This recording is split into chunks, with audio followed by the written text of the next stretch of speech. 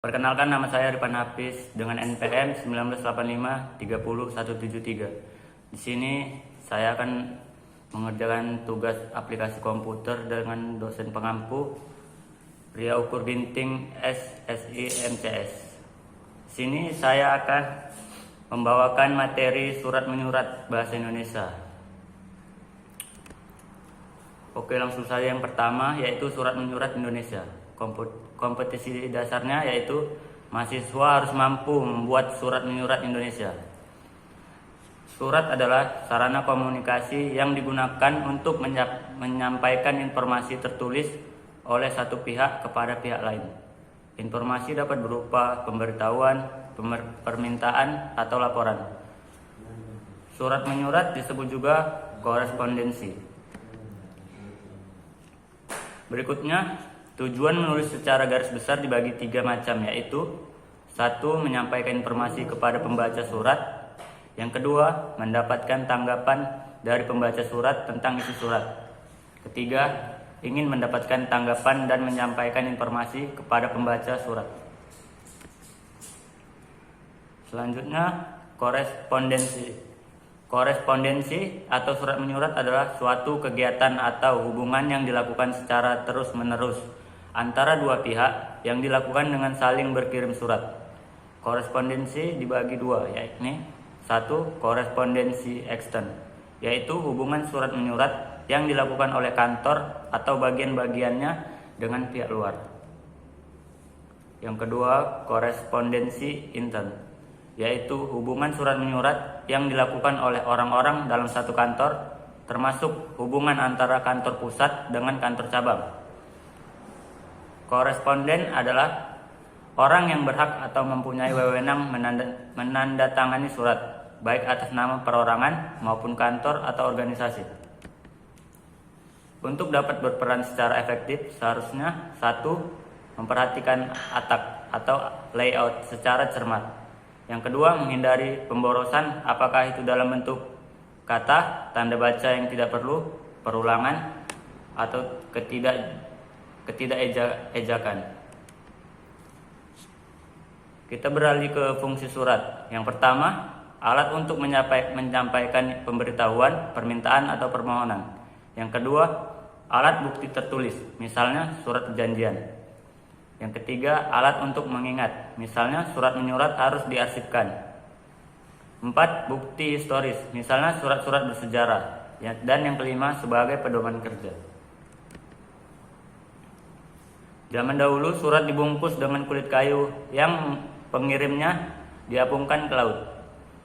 Dapat juga disampaikan dengan burung merpati dibuat sebagai pengirim surat.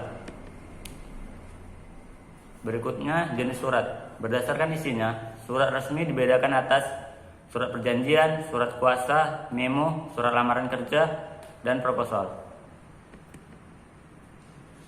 Yang pertama, proposal. Proposal dibuat untuk memperoleh bantuan atau izin bagi terselenggaranya suatu acara.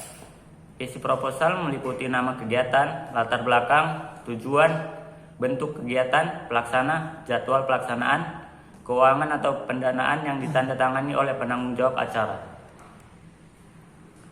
Proposal adalah rencana kegiatan yang disusun secara sistematis untuk diusulkan pelaksananya. Usulan tersebut disampaikan kepada pihak tertentu untuk mendapatkan izin pelaksanaan atau bantuan. Proposal ditulis secara baik dan lengkap. Proposal yang lengkap mengandung komponen sebagai berikut. Yang pertama, judul kegiatan, nama kegiatan, dasar pemikiran diadakannya kegiatan, bentuk kegiatan, dan tujuan. Waktu dan jadwal pelaksanaan kegiatan, panitia penyelenggara, besarnya biaya dan sumber dana. Jika kamu menyusun proposal, perhatikanlah hal-hal berikut ini. Yang pertama, unsur proposal harus ditulis secara runtut atau sesuai dan lengkap. Yang kedua, uraian tiap-tiap unsur hendaknya singkat, padat, dan jelas, jadi tidak bertele-tele. Ketiga, hindarilah penggunaan bahasa konotatif yang berbunga-bunga. Dan yang keempat, proposal diketik secara rapi. Bentuk surat. Yang pertama, bentuk lurus penuh, bentuk lurus, bentuk setengah lurus, bentuk bertekuk, bentuk resmi Indonesia Lama, bentuk resmi Indonesia Baru. Di sini pemilihan surat ada 3, yaitu faktor kemudahan, faktor kehematan, dan faktor keserasian.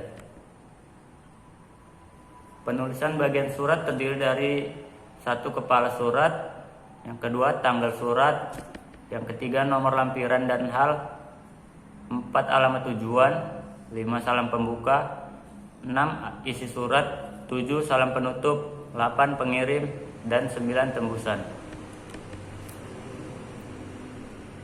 Perbedaan surat resmi dengan surat pribadi.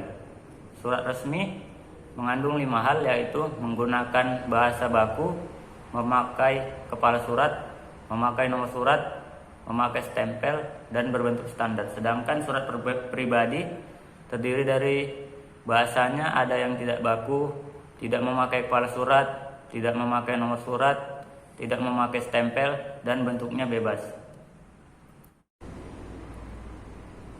Baiklah, sekian materi yang dapat saya sampaikan.